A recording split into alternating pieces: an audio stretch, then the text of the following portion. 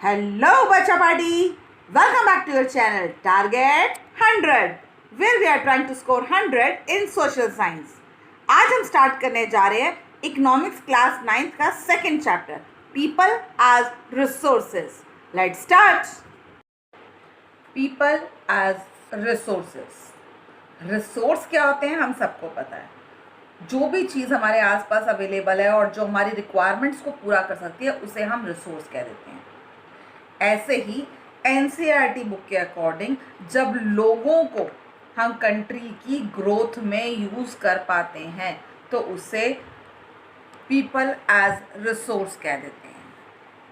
जब पॉपुलेशन किसी कंट्री के लिए उसकी असेट बन जाती है, उसकी लायबिलिटी नहीं होती, यानी कि किसी कंट्री की जो वर्किंग पॉपुलेशन है वो उसके लिए रिसोर्स है, उसका ह्यूमन कैपिटल है. अब ये ह्यूमन कैपिटल बनता कैसे है? When we are investing on people in the form of education, health, skill training, तो इसे हम कहते हैं ह्यूमन कैपिटल फॉर्मेशन. राइट? यानी ह्यूमन कैपिटल फॉर्मेशन के लिए हमें बेसिकली इन्वेस्ट करना पड़ता है एजुकेशन पर, हेल्थ पर और स्किल ट्रेनिंग पर. राइट? ये जो इन्वेस्टमेंट है ये वैसे ही रिटर्न देती है फ्यूचर में जैसे हम नॉर्मल कैपिटल पे इन्वेस्ट करें और उस इन्वेस्टमेंट का रिटर्न हमें मिलता है.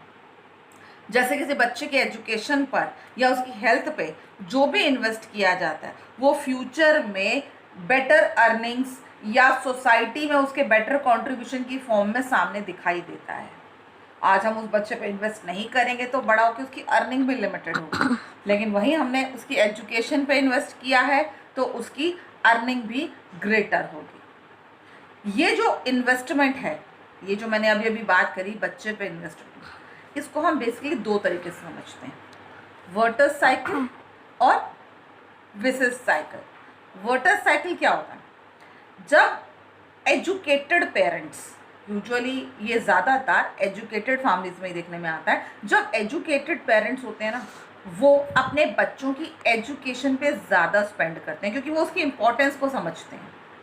साथ ही साथ उस बच्चे की वो न्यूट्रिशंस वैल्यूज़ पर ध्यान देते हैं, वो उसके हाइजीन पर ध्यान देते हैं, जिसकी वजह से आगे चलकर वो बच्चा भी सोसाइटी के लिए बेटर बनता है और उसकी अर्निंग बेटर होती है. अगली बार डेफिनेट सी बात है वो अपने बच्चों पर सेम इन्वेस्टमेंट करेगा. यानी एक बार एजुकेट हो जाता है फैमिली का कोई मेंबर तो उसके बाद वो साइकिल वैसे ही मूव ऑन करना रहता है क्योंकि उन्हें पता होता है कि एजुकेशन और हेल्थ की क्या वैल्यू है. और बिल्कुल इससे उल्टा होता है विसिस साइकिल में. वहाँ पर क्या होता है, अगर पेरेंट्स एजुकेटेड नहीं हैं तो उनकी अर्निंग लिमिटेड होती है. अर्निंग लिमिटेड होती है तो वो अपने बच्चों पे की एजुकेशन पर, उनकी हेल्थ पे ज़्यादा इन्वेस्ट नहीं कर पाते. रिजल्ट क्या होता है, उनके बच्चे जब बड़े होंगे तो उनकी कंडीशन भी सेम वैसी होगी. Even they can not earn more. जब वो ज़्यादा अर्न नहीं कर पाएंगे तो फिर वो भी आगे अपने बच्चों की एजुकेशन और हेल्थ पे इन्वेस्ट नहीं करेंगे. ये साइकिल कंटिन्यूसली चलता रहता है. राइट? इस साइकिल को तोड़ने के लिए ज़रूरी है कि कम से कम हम किसी भी जनरेशन की अगर बेसिक एजुकेशन पर, उसकी बेसिक हेल्थ पे इन्वेस्ट कर पाएँ तो धीरे धीरे साइकिल को चेंज किया जा सकता है. जैसे आप जापान का केस ले लो. जापान के पास ज़्यादा नेचुरल रिसोर्सेज नहीं है. इवन उन्हें जो भी नेचुरल रिसोर्सेज चाहिए होते हैं वो इम्पोर्ट करते हैं अपनी कंट्री के लिए. लेकिन वो क्या करते हैं, अपनी जो उनकी ह्यूमन कैपिटल है यानी जो उनकी पॉपुलेशन है उस पर इन्वेस्ट करते हैं. वो उनकी एजुकेशन पे इन्वेस्ट करते हैं, उनकी हेल्थ पे इन्वेस्ट करते हैं, टेक्नोलॉजी इंप्रूव करने पे इन्वेस्ट करते हैं.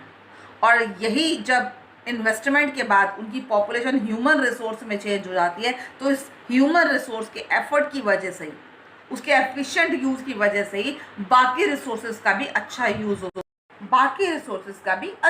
हो पाता है. और उस एफिशिएंसी की वजह से ये जो बाकी रिसोर्सेज को उन्होंने यूजेबल रिसोर्स में बदला, जैसे कि जो भी वहाँ पे लैंड अवेलेबल है या जो कैपिटल अवेलेबल है, इन सब रिसोर्सेज को भी ह्यूमन रिसोर्स यूजेबल रिसोर्स में बदलता है. और इस एफिशिएंसी और टेक्नोलॉजी की वजह से ही आज जापान जैसी कंट्री जिसके पास खुद के नेचुरल रिसोर्सेज नहीं है फिर भी वो कंट्री रिच है, डेवलप्ड की कैटेगरी में आती है. यानी ये पॉसिबिलिटी किसी भी कंट्री को अगर अपने आप को डेवलप करना है तो ज़रूरी है कि वो अपने ह्यूमन रिसोर्सेज पे इन्वेस्ट करें ताकि यही human resource greater earning per focus करें।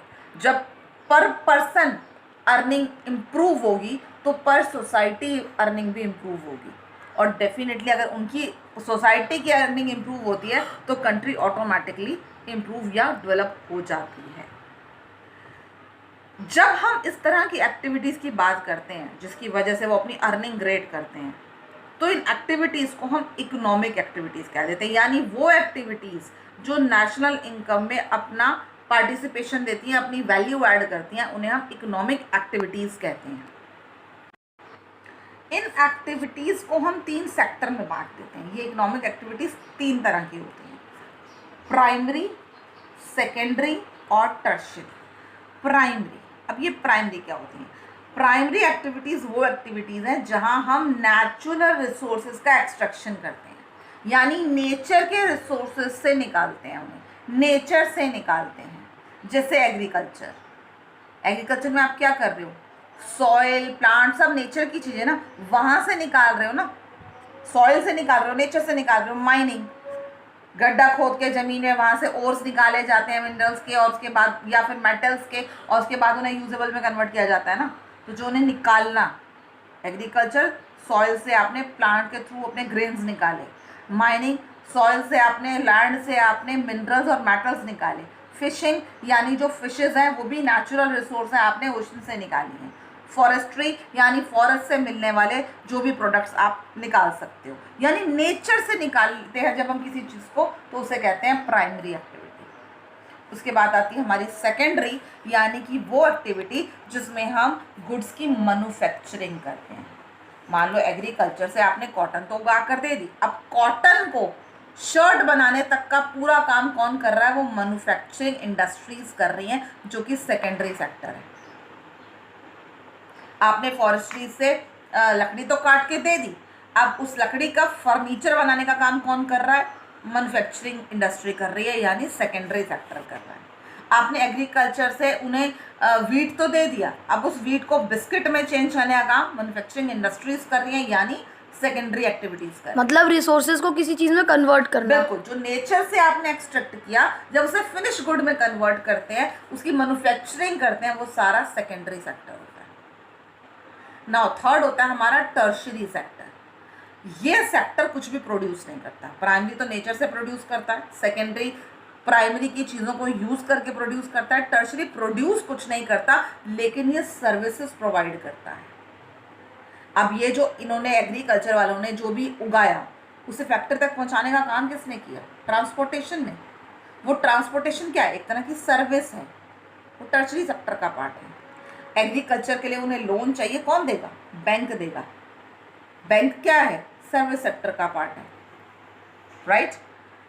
यानी ऐसी कोई भी चीज़ जो सर्विस प्रोवाइड कराती है वो टर्शियरी सेक्टर का पार्ट होती है। आपके डॉक्टर्स हेल्थ सर्विस देते हैं आपको, टीचर एजुकेशन सर्विस देती है आपको, बैंकिंग सर्विसेज है, इंश्योरेंस है, कम्युनिकेशन है, ट्रांसपोर्ट है, ये सारी सर्विस वाली चीज़ें ये कुछ प्रोड्यूस नहीं कर रही हैं, मगर ये सब नेशनल इनकम में अपनी वैल्यू रखती हैं और ये टर्शियरी सेक्टर का पार्ट होती है। इस तरह की इकोनॉमिक एक्टिविटीज़ को हम 2 हिस्सों में आगे बांट देते हैं। ये तो सेक्टर्स थे, primary sector, secondary sector, tertiary sector. अब हम इकोनॉमिक एक्टिविटीज़ को 2 पार्ट्स में बांट देते हैं। दीज आर मार्केट एक्टिविटीज़ और नॉन मार्केट एक्टिविटीज़। इसे समझना बहुत आसान है, नाम ही बता रहे हैं, मार्केट और नॉन मार्केट। मार्केट एक्टिविटीज़ वो एक्टिविटीज़ हैं जिन्हें प्रॉफिट के लिए या पेमेंट के लिए किया जाता है, और नॉन मार्केट एक्टिविटीज़ कौन सी हैं? जो अपने सेल्फ कंजप्शन के लिए की जाती हैं। यानी आपकी गवर्नमेंट सर्विसेज हैं, वहाँ कोई प्रोडक्शन हो रहा है जो मार्केट में बेचना है, वो सब मार्केट एक्टिविटीज़ हैं। मतलब आपकी बिस्किट बनाया आपने मार्केट में बेचने के लिए, तो वो मार्केट एक्टिविटीज़ है। लेकिन वही बिस्किट मम्मी ने घर पे बनाए तुम्हारे खाने के लिए, खुद के खाने के लिए, तो वो नॉन मार्केट एक्टिविटीज़ है। मम्मा हाउस होल्ड टास्क करती हैं, कपड़े भी धोती हैं, सब कुछ करती हैं, वो नॉन मार्केट में आता है। लेकिन अगर वही कपड़े धोने का काम किसी लॉन्ड्री में हो रहा है, पेमेंट के लिए हो रहा है, तो वो मार्केट एक्टिविटीज़ में आता है, राइट? नाउ इकोनॉमिक एक्टिविटीज़ के हमने कुछ सेक्टर भी समझ लिए और उसके पार्ट्स भी समझ लिए। अब इन एक्टिविटीज़ को करने के लिए हमें क्या चाहिए होती है? हमें चाहिए होती है लेबर। इस लेबर को भी हम 2 पार्ट में बांट लेते हैं। मेन और वुमेन। यूजुअली हमारे आसपास जितने काम होते हैं ना, उन्हें दो हिस्सों में हमारी सोसाइटी ने नेचुरली बांट रखा है। नेचुरली इसलिए कह रही हूँ, ये हमें नेचर ने नहीं कहा करने के लिए, इसलिए कह रही हूँ क्योंकि हमारी सोसाइटी का माइंडसेट ऐसा हो चुका है कि हमने कामों को दो हिस्सों में बांट रखा है। जितने भी डोमेस्टिक कोर्स होते हैं, घर के काम, वो वुमेन्स करेंगे। जितने भी आउटसाइड वर्क हैं वो मेन करेंगे। जो हाउस होल्ड वर्क वुमेन करती है उसको नेशनल इनकम का पार्ट नहीं माना जाता, क्योंकि इसके लिए उन्हें कोई पेमेंट नहीं मिलती, राइट। लेकिन अगर वुमेन को उस काम की पेमेंट लेनी है तो उसे लेबर मार्केट में एंटर करना पड़ता है। यानी वही बात, अगर वही लॉन्ड्री, वो कपड़े घर के धोने की बजाय बाहर के धो रही है, लॉन्ड्री रन कर रही है, तो वो लेबर मार्केट में आ गया, तब उसके लिए उसे पे हो जाएगा। वो घर के लिए कुछ बना रही है, केक बना के तुम्हें दे रही हैं, तो उसके लिए आप कोई पे नहीं कर रहे हो। लेकिन अगर वही केक वो मार्केट में सेल कर रही हैं तो उसकी पेमेंट उन्हें मिल रही है। और यूजुअली जब हम वुमेन के काम करने की बात करते हैं तो उनकी कंडीशंस बड़ी क्रिटिकल होती हैं। कारण क्या है? यूजुअली उन्हें उनके काम के जो वेजेस मिलते हैं ना, वो कम होते हैं कंपैरेटिवली मेन के कंपैरेटिवली कम मिलते हैं। दूसरा, हमारी सोसाइटी ने अभी तक एक्सेप्ट नहीं किया है कि वुमेन बाहर काम कर सकती है, या वुमेन को भी एजुकेशन प्रॉपर मिलनी चाहिए, या उन्हें से उनकी स्किल्स जो है इम्प्रूव करनी चाहिए। इसीलिए हालात क्या हैं कि जो मेजॉरिटी ऑफ वुमेन है वो अभी भी उनकी एजुकेशन कम रह जाती है और स्किल फॉर्मेशन लो रह जाती है। किसी किसी केस में अगर वो एजुकेटेड हैं भी, स्किल्ड भी हैं, तो भी कंपैरेटिवली मेन से उनकी जो पेमेंट्स हैं वो अक्सर कम देखने में आती हैं। ऊपर से इनका काम ज़्यादातर इरेगुलर होता है और इनकी इनकम इसी चक्कर में लो रहती है। अब इरेगुलर क्यों होता है? उसके कई रीज़न हो सकते हैं।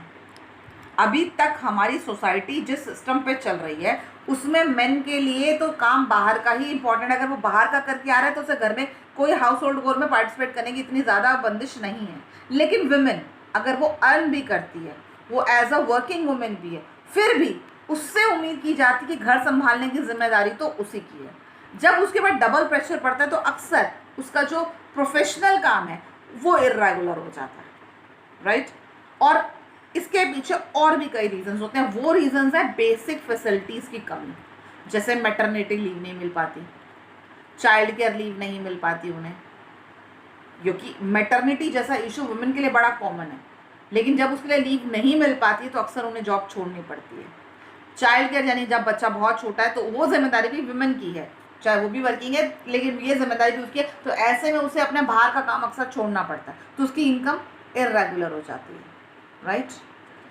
नाउ अब तक जो तुमने समझा उसके according now you know very well कि पीपल रिसोर्स में कैसे चेंज होते हैं, पॉपुलेशन रिसोर्स में कैसे चेंज होती है। जब उस पर इन्वेस्ट किया जाता है तो वो कंट्री की एसेट बन जाती है, जब इन्वेस्ट नहीं किया जाता तो वो कंट्री की लायबिलिटी बन जाती है। एक चीज़ और यूजुअली देखा जाता है, जब पॉपुलेशन बड़ी होती है ना तो हम उसकी नेगेटिव साइड की हमेशा बात करते हैं। क्या नेगेटिव साइड? कि इतनी ज़्यादा पॉपुलेशन है, रिसोर्सेज की कमी पड़ जाएगी, हमें इतनी बड़ी पॉपुलेशन के लिए ये करना है वो करना है।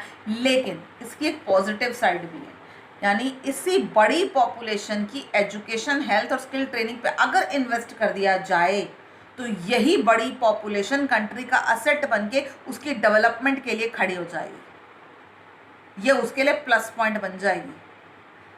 तो ज़रूरी क्या है कि कंट्रीज़ इन पे इन्वेस्ट करें, जैसा कि जापान जैसी कंट्रीज़ कर रही हैं। और कौन से काम करके ये कंट्री के लिए एसेट बनती हैं? वो है सारी इकोनॉमिक एक्टिविटीज़, जिसके सेक्टर हैं प्राइमरी, सेकेंडरी, टर्शरी, जिसके पार्ट्स हैं मार्केट एंड नॉन मार्केट, और इसके बाद हमने पढ़ी लेबर, राइट।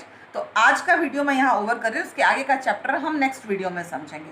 तब तक ये like, share, subscribe and keep the notification on so that you don't lag in scoring 100.